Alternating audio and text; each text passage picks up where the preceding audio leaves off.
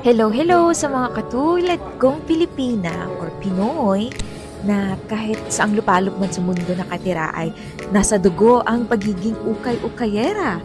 Kaya guys, kung kayo ay katulad ko na mahilig sa hand-me-down, pass-me-down, ukay-ukay or ang tawag na ng nanay ko nung bata ako ay wagwag or wagwagan, kung kayo ay katulad ko na naghahanap ng quality pero hindi masyadong mahal, well, welcome to my channel, Pinay Ukay-Ukay. Ako ay isang Pilipina na dating OFW na nakatira ngayon dito sa United States or sa Estados Unidos.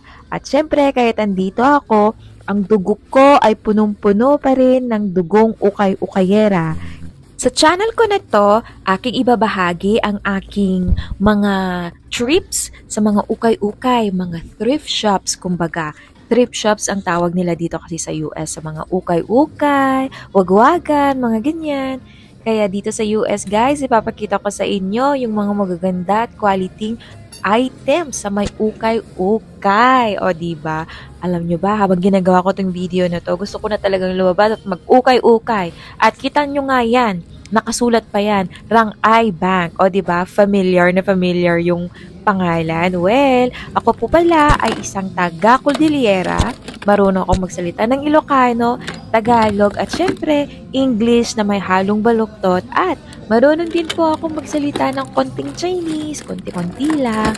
Kaya guys, samahan nyo ako sa pagkahanap ng mga iba't ibang klaseng second-hand, mga ukay-ukay items, from sunglasses to handbags to damit. Alam nyo ba guys, speaking of damit, may nakuha akong Banana Republic na $2.5 lang. Tapos ayan Aldo na sapatos. O diba? Ang saya-saya. Kaya guys, samahan nyo ako sa aking channel.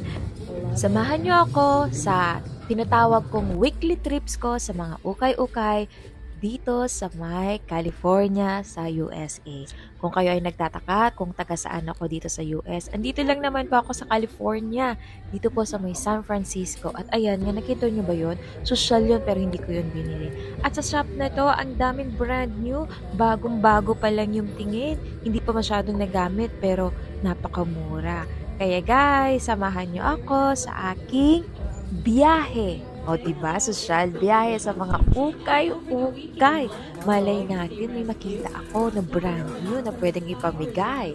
Malay nyo may makita ako maganda at vintage na pwede ko palang ipamigay sa inyo. O diba, samahan nyo ako.